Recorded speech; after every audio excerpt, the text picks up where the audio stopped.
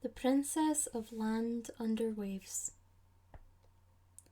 When no wind blows and the surface of the sea is clear as crystal, and the beauties of land under waves are revealed to human eyes. It is a fair country with green vales through which flow silvern streams, and the pebbles in the beds of the streams are flashing gems of varied hues. There are deep forests that glitter in eternal sunshine, and bright flowers that never fade. Rocks are of gold, and the sand is dust of silver. On a calm morning in May, the Fanes, who were great warriors in ancient Scotland, being the offspring of gods and goddesses, were sitting beside the red cataract, below which salmon move slowly, resting themselves. There they began to leap towards the higher waters of the stream. The sun was shining bright, and the sea was without a ripple. With eyes of wonder, the Fanes gazed on the beauties of land under waves. None spoke, so deeply were they absorbed. They saw the silver sands, the rocks of gold, the gleaming forests, the beautiful flowers, and the bright streams that flow over beds covered with flashing gems. As they gazed, a boat was seen on the sea, and for a time the Fanes were not sure whether it moved on the surface or below it. In time, however, as it drew nearer, they saw that it was on the surface. The boat came towards the place where they sat, and they saw that a woman pulled the oars. All the Fanes rose to their feet. Finn, the king of the Fanes, and Goll, his chief warrior, had keen sight, and when the boat was still far off, they saw that the woman had great beauty. She pulled 2 oars which parted the sea, and the ripples seemed to set in motion all the trees and flowers of land under waves. The boat came quickly, and when it grounded on the beach, the loveliest woman that ever eyes gazed upon rose out of it. Her face was mild and touched with a soft sadness. She was a stranger to the Fanes, who knew well that she had come from afar, and they wondered when she came from and what the tidings were that she brought. The young woman walked towards Finn and saluted him, and for a time Finn and all the Fanes were made silent by her exceeding great beauty. At length Finn spoke to her. "You are welcome, fair young stranger," he said. "Tell us what tribe you are from, and what is the purpose of your journey to the land of the Fanes." Softly spoke the young woman, saying, "I am the daughter of the king under waves, and I shall tell you why I have come here. There is not a land beneath the sun which I have not searched for Finn and his brave warriors." "Beautiful maiden," Finn said, "will you not tell us why you have searched through the lands that are far and near seeking to find us?" "Then you are Finn and no other," spoke the maiden. "I am indeed Finn, and those who stand near me are my warriors." It was thus that Finn made answer, speaking modestly, and yet not without pride. "I have come to ask for your help," said the maiden, "and I shall have need of it very soon. My enemy pursues me even now." "I promise to help you, fair princess," Finn assured her. "Tell me, who is it that pursues you?" Said the maiden, "He who pursues me over the ocean is a mighty and fearless warrior. His name is Dark Prince of Storm, and he is the son of the White King of Red Shields. He means to seize the kingdom of my father and make me his bride. I have defied him, saying, 'Finn shall take me to my home, he shall be my saviour. Great as is your prowess, you cannot fight and beat Finn and his heroic band.' Oscar, the young hero and the grandson of Finn, spoke forth and said, 'Even if Finn were not here, the Dark Prince would not dare to see you.' As he spoke, a shadow fell athwart the sea, blotting out the vision of land under waves. The Fanes looked up, and they saw in the skyline a mighty warrior mounted on a blue-grey steed of ocean. White was its mane, and white its tail, and white the foam that was driven from its nostrils and its mouth. The warrior came swiftly towards the shore, and as his steed rode forward with great fury, waves rose and broke around it. The breath from its panting nostrils came over the sea like gusts of tempest. On the warrior's head was a flashing helmet, and on his left arm a rigid shield. In his right hand he grasped a large heavy sword, and when he waved it on high it flashed bright like lightning. Faster than a mountain torrent galloped his horse. The Fanes admired the Dark Prince. He was a great and mighty warrior who bore himself like a king. The steed came to land, and when it did so, the Dark Prince leapt from its back and strode up towards the beach. Finn spoke to the fair daughter of the king under waves and said, "Is this the prince of whom you have spoken?" Said the princess, "It is he and no other. Oh, protect me now, for great is his power." Gaul, the old warrior, and Oscar, the youthful hero, sprang forward and placed themselves between the Dark Prince and the fair princess. But the Dark Prince scorned to combat with them. He went towards Finn, who was unarmed. Gaul was made angry at once. He seized a spear and flung it at the stranger. It did not touch his body, but it split the rigid shield right through the middle. Then Oscar raised his spear and flung it from his left hand. It struck the warrior's steed and slew it. This was accounted a mighty deed, and Ossian, the bard of the Fanes and the father of Oscar, celebrated it in a song which is still sung in Scotland. When the steed perished, the Dark Prince turned round with rage and fury and called for 50 heroes to combat against him. Then he said that he would overcome all the Fanes and take away the fair princess. A great battle was waged on the beach. The Dark Prince sprang upon the Fanes and fought with fierceness and great strength. At length Gaul went against him. Both fought with their swords alone, and never was seen before such a furious combat. Strong was the arm of Gaul, and cunning the thrusts he gave. As he fought on, his battle power increased, and at length he struck down and slew the Dark Prince. Nor was ever such a hero overcome since the day when the ocean giant was slain. When the Dark Prince was slain, the wind fell and the sea was hushed, and the sun at evening shone over the waters. Once again, land under waves was revealed in all its beauty. The princess bade farewell to all the Fanes, and Finn went into a boat and went with her across the sea until they reached the gates of Land Under Waves. The entrance to this wonderful land is a sea cave on the far blue Isle of Ocean. When Finn took leave of the princess, she made him promise that if she had ever need of his help again, he would give it to her, freely and quickly. A year and a day went past, and then came a calm and beautiful morning. Once again the Fanes sat on the shore below the red cataract, gazing on the beauties of the land under waves. As they gazed, a boat came over the sea, and there was but one person in it. Said Oscar, "Who comes hither? Is it the princess of Land Under Waves once more?" Finn looked seaward and said, "No, it is not the princess who comes hither, but a young man." The boat drew swiftly towards the shore, and when the man was within call, he hailed Finn with words of greeting and praise. "Who are you, and whence come you?" Finn asked. Said the man, "I am the messenger of the princess of Land Under Waves. She is ill, and seems ready to die." There was great sorrow among the Fanes when they heard the sad tidings. "What is your message from the fair princess?" Finn asked. Said the man, "She bids you to remember your promise and to help her in her time of need." "I have never forgotten my promise," Finn told him, "and am ready now to fulfill it." Said the man, "Then ask Dermot, the healer, to come with me, so that he may give healing to the princess under waves." Finn made a sign to Dermot, and he rose up and went down to the beach and entered the boat.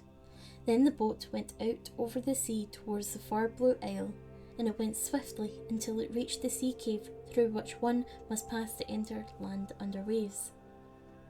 Now Dermot was the fairest of all members of the Fane band. His father was Angus the Ever-Young, who conferred upon him the power to give healing for wounds and sickness.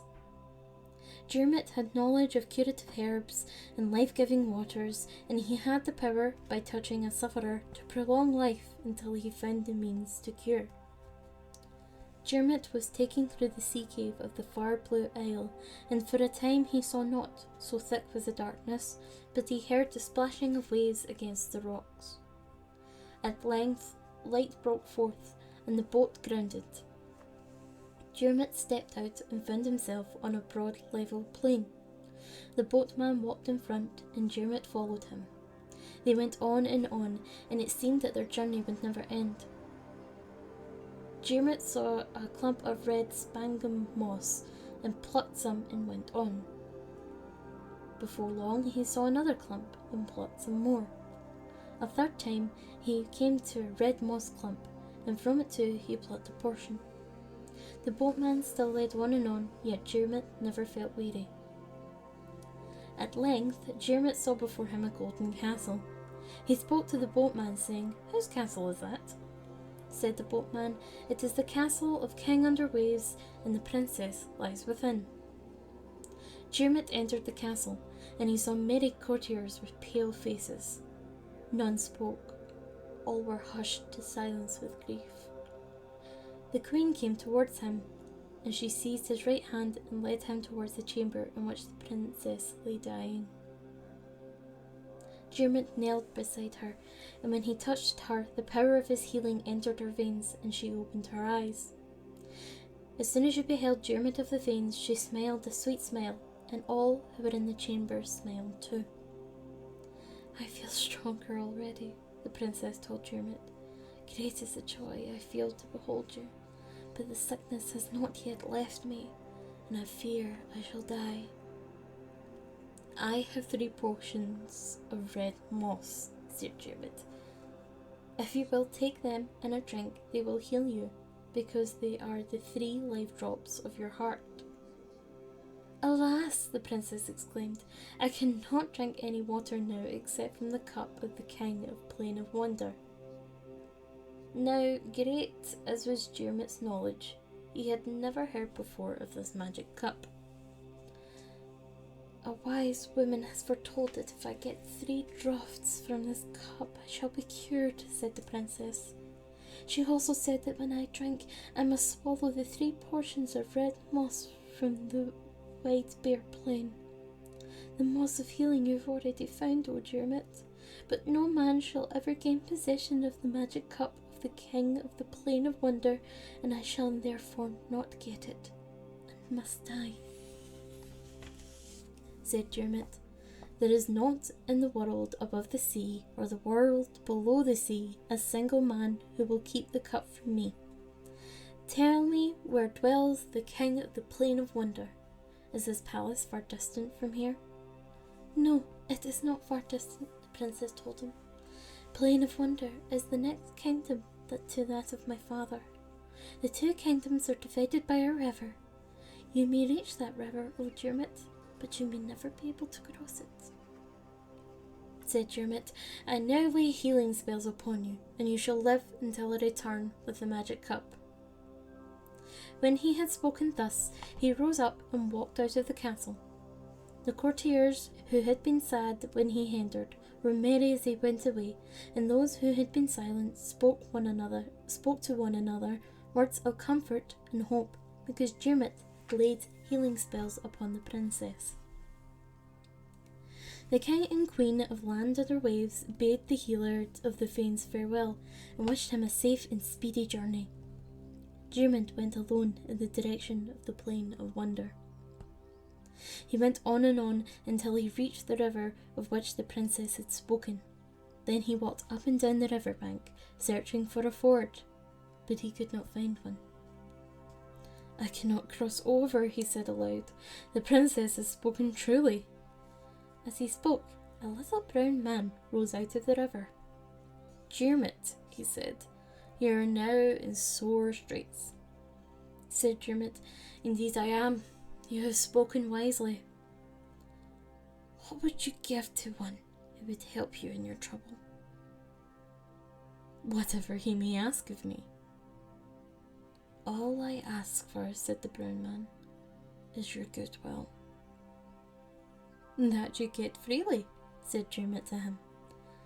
I shall carry you across the river, said the little man. You cannot do that. Yes, indeed, I can. He stretched forth his hands and took Dermot on his back and walked across the river with him, treading the surface as if it were hard ground.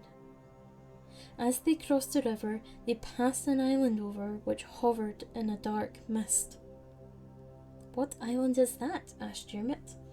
Its name, the brown man told him, is Cold Isle of the Dead. There is a well in the island, and the water of it is healing water. They reached the opposite bank, and the brown man said, You are going to the palace of King Ian of Wonder Plain? I am. You desire to obtain the cup of healing? That is true. May you get it, said the brown man, who thereupon entered the river. Therein he disappeared, and he spoke again. Now you know where you are? In the kingdom of Plain of Wonder? Dermot asked. That is true, said the little brown man. It is also land under mountains. This river divides land under mountains from land under waves. Dermot was about to ask a question, but then he could not speak to the little brown man, as he vanished from before his eyes. Dermot went on and on. There was no sun above him, and yet all the land was bright. No darkness ever comes to land under mountains, and there is no morning and there is no evening, but always endless day. Dermot went on and on until he saw a silver castle with a roof of gleaming crystal. The doors were shut and guarded by armed warriors. Dermot blew a blast of his horn and called out, Open and let me in. A warrior went towards him with a drawn sword. Dermot flung his spear and slew the warrior. Then the doors of the castle were opened, and King Ian came forth. Who are you, and whence came you? He asked sternly. I am Dermot, was the answer he received. Son of Angus the Ever-Young, you are welcome, exclaimed the king. Why did you not send a message that you were coming? It is sorrowful to think you have slain my greatest warrior. Said Dermot, Give him to drink the water in the cup of healing. Bring forth the cup, the king called. The cup was brought forth, and the king gave it to Dermot, saying, There is no virtue in the cup unless it is placed in the hands of either Angus or his son. Dermot touched the slain warrior's lips with the cup, and he poured drops of the water into the man's mouth. And he sat up. Then he drank all the water in the cup, and rose to his feet strong and well again, for his wound had been healed. Said Dermot to the king, I have come hither to obtain this cup, and now will take it with me and go away. So be it, answered the king. I give you the cup freely, but remember that there is no longer any healing in it, for my mighty warrior has drunk the magic water. Dermot was not too well pleased when the king of Wonder Plain spoke thus. No matter, said they, I shall take the cup with me.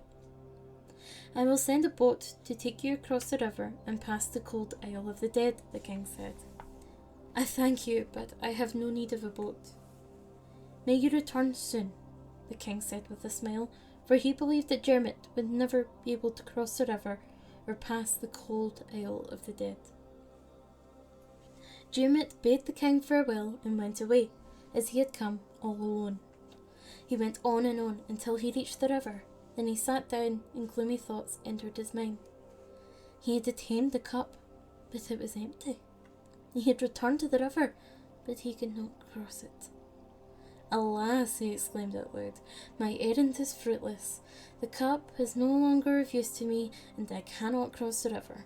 I must needs return in shame to the king of Wonder Plain. As he spoke, the little brown man rose out of the river. You are again in sore straits, Dermot, he said.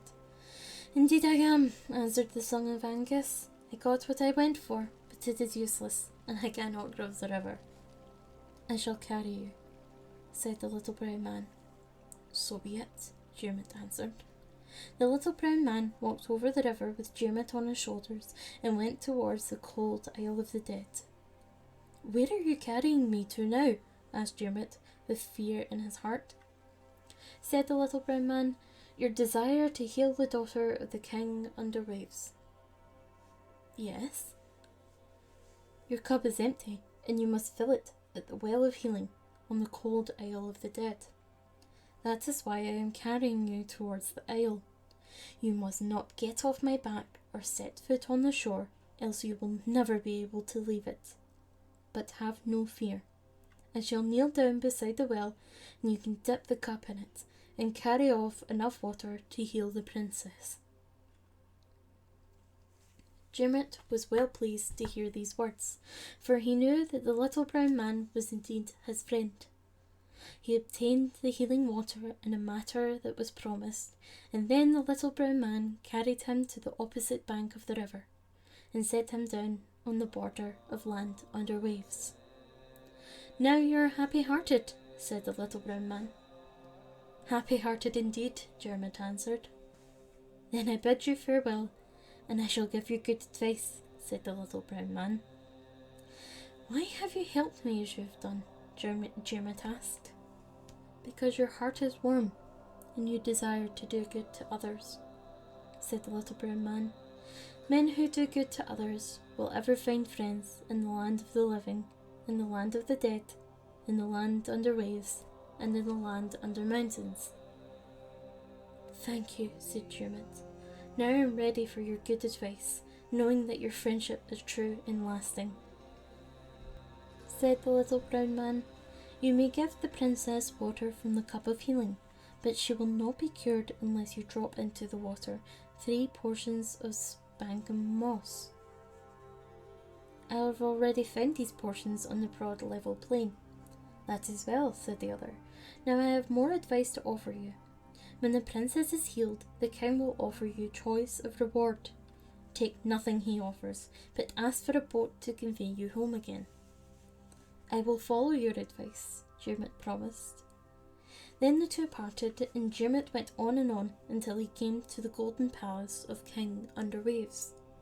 The princess welcomed him, and when he was brought into her room and said, No man before ever was given the cup that you now carry.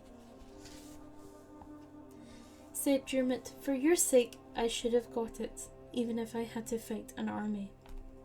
I feared greatly that you would never return, said the princess. Dermot put into the cup of healing the 3 portions of blood-red moss which he had found, and bade the princess to drink it. Thrice she drank, and each time she swallowed a portion of the red moss. And when she drank the last drop, having swallowed the 3rd portion of the red moss, she said, Now I am healed. Let a feast be made ready, and I shall sit at the board with you. There was great joy and merriment in the castle when the feast was held. Sorrow was put away, and music was sounded. When the feast was over, the king spoke to Dermot and said, I would fain reward you for healing my daughter, the princess, and shall give you as much silver and gold as you desire, and you shall marry my daughter and become the heir to my throne. Said Dermot, If I marry your daughter, I cannot again return to my own land. No, you cannot again return, except on rare and short visits, but here you will spend happy days, and everyone shall honour you. Said Dermot, The only reward I ask for, sire, is a small one indeed. I promise to give whatever you ask for. Said Dermot, Give me a boat, so that I may return again to my own land, which is very dear to me, and to my friends and kinsmen, the Fanes, whom I love, and to Finn MacCool, the great chief of men. Your wish is granted, said the king. Then Dermot bade farewell to all who were in the castle, and when he parted with the princess, she said, I shall never forget you, Dermot. You found me in suffering and gave me relief. You found me dying and gave me back my life again. When you return to your own land, remember me, for I shall never pass an hour of life without thinking of you with joy and thankfulness. Dermot crossed the level plain once again, and reached a place where the boat in which he had come lay safely moored. The boatman went into it and seized the oars, and Dermot went in after him. Then the boat sped through the deep dark tunnel where the waves splashed unseen against the rocks, and passed out of the cave on the shore of the far blue isle. The boat then went speedily over the sea, and while it was yet far off, Finn saw it coming. All the Fanes gathered on the shore to bid Dermot welcome. "Long have we waited for you, son of Angus," Finn said. "What time has passed since I went away?" asked Dermot, for it seemed to him that he had been absent for no more than a day and a night. 7 long years have passed since we bade you farewell," Finn told him, "and we feared greatly that you would never again come back to us," said Dermot. "In the lands I visited there is no night and no change in the year. Glad am I to return home once again." Then they all went to Finn's house, and had a great feast that was held in honour of Dermot, who brought back with him the cup of healing, which he had received from the King of Wonder Plain.